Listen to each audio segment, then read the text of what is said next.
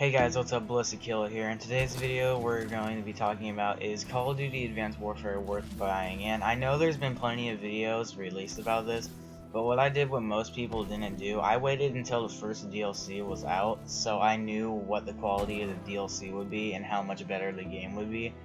And like, realistically, the game has its ups and downs. Like, I have some things that I hate about it, and I have some things that I love about it. And so yeah, let's just get started. So I'll just start with the cons. Might as well just get the bad out of the way. I'd say the bad thing is that the maps are so big and you can still only play with like 12 people or whatever the minimum or like the max is on like last gen console. The only like you can play with like 18 people on Ground War, but from what I heard, they promised that you'd be able to play with 18 people on all the game modes, which kind of pisses me off, but whatever. And another problem is that the guns, they're not really leveled out, because like in Black Ops 2 you could pretty much use almost any gun and be good at it, but this game there's few guns that need to be buffed or patched, you know, like some are way too overpowering.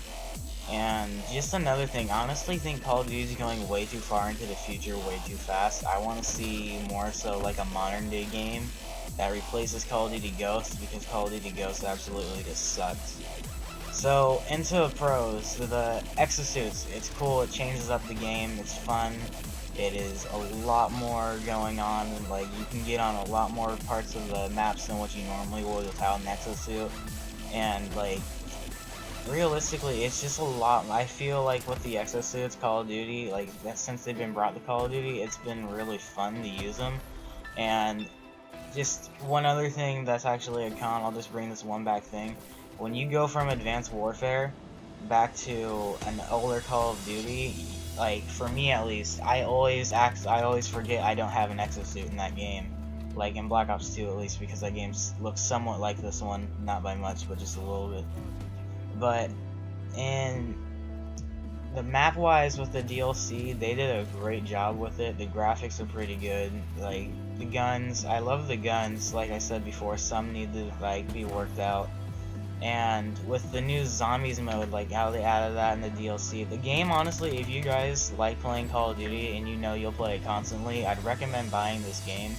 Not only because they just added in zombies, but there's definitely going to be more added into that, and like way more added into the game.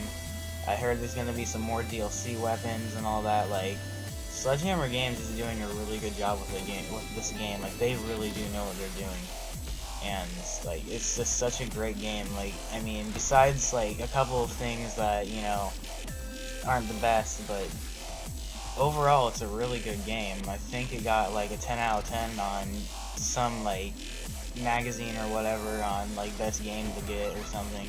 And honestly, I'd have to agree to it. It is a pretty addicting game. Like, I've tried Battlefield Hardline, like, you know, I just downloaded basically. Well, I mean, by the time this is uploaded, the beta will probably be not in use anymore. They'll probably shut it down.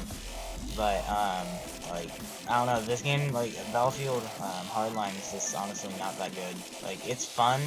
It has its ups and downs too. But out of all the first-person shooters that are pretty much out in 2015, this one by far has got to be the best in my opinion. Because I mean, like I said, the maps are a lot more bigger than what they normally are, and like even in with like this map that you see here, Sideshow with the clowns, how they shoot that explosive ball where you can pick up and throw and then blow up people instantly.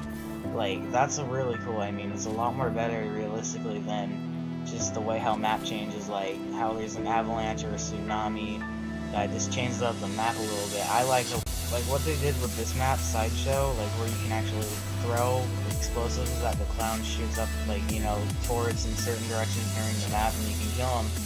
It's just a lot more like interactive, I want to say, if you will, instead of just having the map change in a certain way or closing off some areas and opening up back others. I mean, that's cool, but I personally like the idea of what they did with this map during the halftime point of the timer in the map.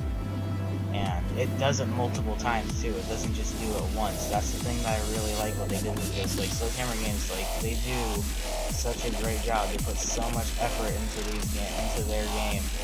I personally think they're the best Call of Duty company out right now.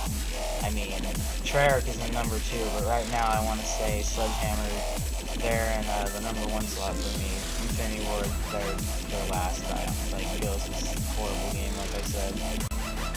So yeah guys, that's pretty much it for this video. I give Advanced Warfare a 9 out of 10, just because there's a couple of things wrong with the guns, but if you guys enjoyed, be sure to like, comment, and subscribe for more, and I'm out. Peace.